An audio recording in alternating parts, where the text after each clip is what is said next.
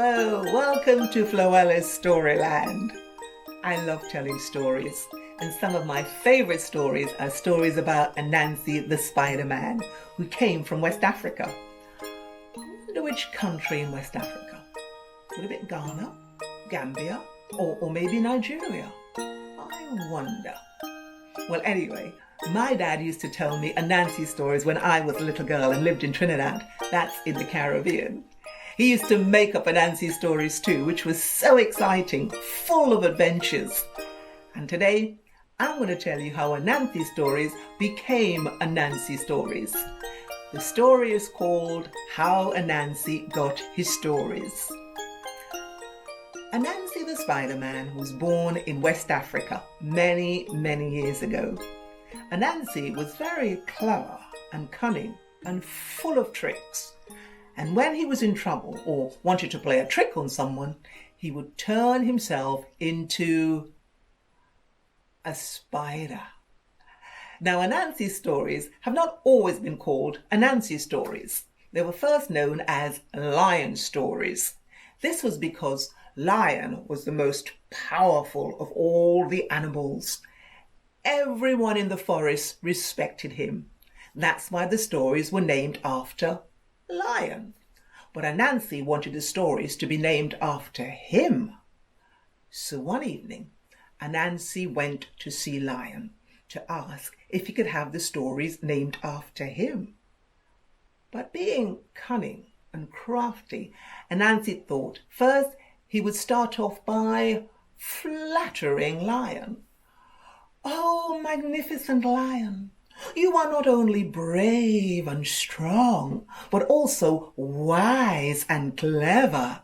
Your fame has spread throughout the land, and everyone knows you, respects and admires you. But me, I am nobody. Nobody knows about me. If only I had something to make people respect me and remember my name forever." Now Lion enjoyed being flattered by Anansi and wanted to prove to the animals what a clever ruler he was. So he turned regally to Anansi and said, "Anansi, perhaps there is some way I can help you and to make others remember your name." "Well, magnificent Lion, there is one way," said Anansi. "Oh yes, what is it?" said Lion. "Speak out, speak out." "Oh, brave, magnificent Lion, the stories we all know and love are named after you. But how wonderful it would be if they were named after me. Then everyone would remember me and remember my name." Now Lion was very surprised at what Anansi had said. He hadn't expected Anansi to ask such a big favor. He loved his stories and he didn't want to lose them. But he couldn't say no in front of all the animals that had gathered around. After all, he had offered to help Anansi. Then he had an idea. "Anansi, I will give you my stories. They will be named after you. On one condition." "What's that? Oh, wise, magnificent Lion," said Anansi excitedly. "You must capture a big, strong, clever snake and bring him to me alive. If you complete this task, then the stories will be named after you." All the other animals began to laugh. "Anansi will never capture Snake alive. Snake is much too big and clever and strong. Yes, Snake will never ever be caught." Anansi was really worried. How ever would he capture Snake alive? "Oh, wise, magnificent Lion, I will try to bring Snake to you alive." That night, Anansi couldn't sleep. He tossed and he turned. He tossed and he turned. "How can I capture Snake alive? How can I capture Snake alive? How can I..." Then he had a crafty idea. The next morning, he woke up and rushed down to the riverbank to look for Snake. When he saw Snake, he turned himself into a spider and dangled down, down, down from the branch of the tree in front of Snake. "What are you doing here, Anansi?" hissed Snake. "I think I'll eat you up." "Oh, please, please, don't eat me, Snake. You see, I have a bet with Lion that you are the longest creature in the forest, even longer than the tallest bamboo tree." "Of course I am. You're right, Anansi. I am the longest creature in the forest. You win your bet." I know, said Anansi, "but I have to prove it to Lion." "That's easy," said Snake. "Just cut down the tallest bamboo stem, put it beside me, and you will see." This is just what Anansi wanted Snake to say. So he ran over and cut down the tallest bamboo stem he could find and laid it beside Snake. "There, you see? Am I not longer than the bamboo?" "Not quite," said Anansi.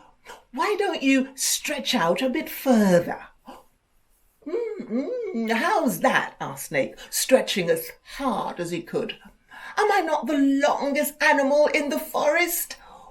"Well," said Anansi, you're so long I can't see your head and your tail at the same time."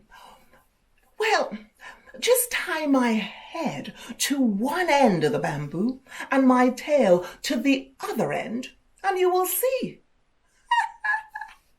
And Anansi couldn't believe his luck. This is just what he wanted Snake to say. So Anansi carefully tied Snake's head to one end of the bamboo and ran down to the other end. That's great, Snake. Come on, stretch a bit more," he shouted. "Come on, a bit more, Snake. Come on, Snake, stretch. Then he tied Snake's tail to the other end of the bamboo. "Aha! Gotcha!" cried Anansi, and he picked up the bamboo with Snake tied to it, and he took him to Lion. When all the animals saw Anansi carrying Snake, they were amazed. "Look! Anansi has captured Snake alive! Well done, Anansi! Anansi has done it! Look at Anansi! Hooray for Anansi! He's got Snake alive!" Lion was surprised too. He couldn't believe his eyes. Anansi had captured Snake alive. Oh dear. Lion had made a promise, so he had to keep his promise. He didn't want to give away his stories, but he had to. "Well done, Anansi," said Lion sadly. "I don't know how you captured Snake alive, but you have proved that you are clever and cunning, so you deserve to have the stories named after you." And that's how Anansi the Spider-Man got the stories to be named after him. And now they are known all over the world as Anansi stories. Oh, that was a great story, wasn't it? It really made me laugh. Can you imagine how surprised Snake must have been to be tied to the bamboo by Anansi and to be caught like that and tricked like that? And how surprised Lion must have been to see Anansi bringing back Snake alive. But, you know, the story also shows that if you make a promise, you have to keep it, no matter what. That's what you call trust. So promise me, if you make a promise, you keep it. Is that a promise? Yeah, great. And I promise you that I'll be back to tell you another story very soon. But until then, it's time to go. So keep safe, keep smiling. Bye-bye from Floella's Storyland. Bye-bye. Bye. Come on, say goodbye. Bye-bye.